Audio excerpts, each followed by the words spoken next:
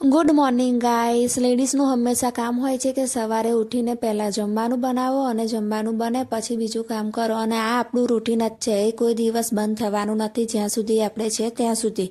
તો ગાઈસ, મેં સવારમાં ઉઠીને વિચારતી હતી કે આજે શું બનાવું. શાક પણ આજે લાવવાનું ભૂલી તો આજે વિચાર્યું હું કંઈક કઠોર બનાવું. તો મેં સવારમાં મગની દાળ પલાળી રાખી હતી એટલે થોડી વાર પલળી ગઈ. ત્યાં સુધી મેં બીજા રૂટીન ઘરના કામ પતાવી નહીં ધોઈ લીધું. નહીં, સૌથી પહેલાં મેં દાળનો વઘાર માર્યો અને ત્યાર પછી રોટલી બનાવવાની શરૂઆત કરી. રોટલી બનાવીને મેં એક રોટલી ગાયની કાઢી લીધી. ત્યાર પછી મેં બીજી બધી રોટલી બનાવી. એમ કરતાં કરતાં ઘણી બધી રોટલી બનાવીને બધું સાફ કર્યું અને બીજી બાજુ ચા બનાવવા મૂકી દીધી. ચા બનાવી અને છોકરાઓને ઉઠાડવાની કોશિશ કરી તો એ લોકોને ઠંડીને લીધે ઉઠવાનું મન નહોતું થતું અને કહેતા હતા, મમ્મી હજી થોડી વાર સુવા દે. તો મેં કહ્યું સૂઈ લો, ત્યાં સુધી તમારું ટિફિન ઠંડુ કરું.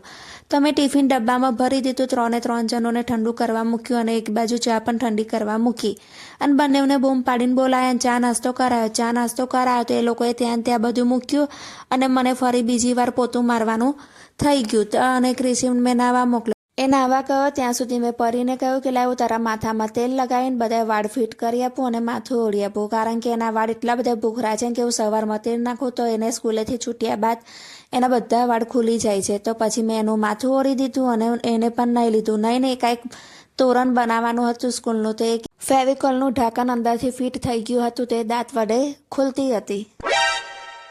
એને તોરણ બનાવવાની તૈયારી કરી અને બધા કાગળિયા ફાડ્યા અને એક દોરાની અંદર એને કાગળિયા ચીપકાવી દીધા અને પછી મને બતાવવા માંડી, જો મમ્મી મેં તોરણ બનાવ્યું છે. મેં કહ્યું ના, આ તોરણ નથી, પરંતુ તારા બર્થડે માટે તે બનાવેલું ડેકોરેશન છે. મને કે મેં કેવું બનાવ્યું એ તોરણ, તું મને કે. Amazing!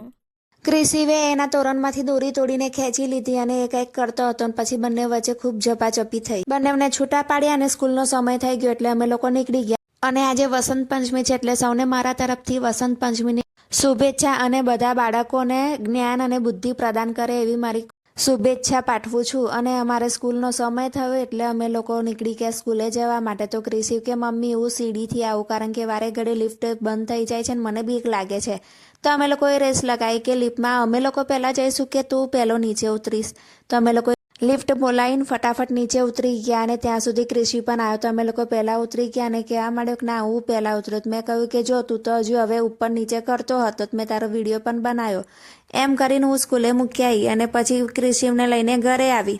તો ક્રિશિવને લઈને ઘરે આવી એટલે મેં એને કહ્યું કે તું ચા નાસ્તો કરી દે. તો કે મમ્મી હું આજે ડીજે વગાડીશ તો તારો ફોન આપ, અને કે મારે આમાં કંઈક લાઇટો લગાવી છે તો તું મને લગાવી આપ. તો મેં કહ્યું કે મારી પાસે લાઇટો ના હોય. તો કે ચાલ આપણે લાઇટો વાળાની દુકાને જઈએ. અરે તું જા રહી. મેં કહ્યું પરીને લેવા જવાના સમયે આપણે લોકો જઈશું, ત્યાં સુધી હું લસણ ફોલું છું તો તું મને ફોલવામાં મદદ કર. તો કે લાવ હું લસણ ફોલવામાં મદદ કરું. તો એને મને લસણ ફોલવામાં મદદ કરી અને ત્યાર પછી એને બધું લસણ લઈને એનામાંથી ફૂંક મારીને છોડા પણ ઉડાવી આપ્યા અને કે ચાલ હવે તો મને લાઇટો લગાવવા લઈ જાત. મેં કહ્યું કે સમય થશે ને ત્યારે જ લઈ જઈશ. એક કામ કર, ચાલ હું તને થોડી વાર નીચે રમવા લઈ જાઉં છું. તો કે મમ્મી એક શરત પર. મેં કહ્યું શું? તો કે તારે સીડીથી આવવાનું, લિફ્ટમાં નહીં આવવાનું. પછી અમે લોકો સીડીથી નીચે ઉતર્યા. તે આમ તેમ જોતો હતો. મેં કહ્યું તું આમ તેમ જોવાના ચક્કરમાં નીચે પડી જઈશ એટલે તું સીધો સીડી ઉતર. સીડી ઉતરો એટલે નીચે ટાયર પડ્યા હતા કોકની ગાડીના. તો કે મમ્મી હું રમું. મેં કહ્યું રમને, આપણા પણ ક્યાં છે.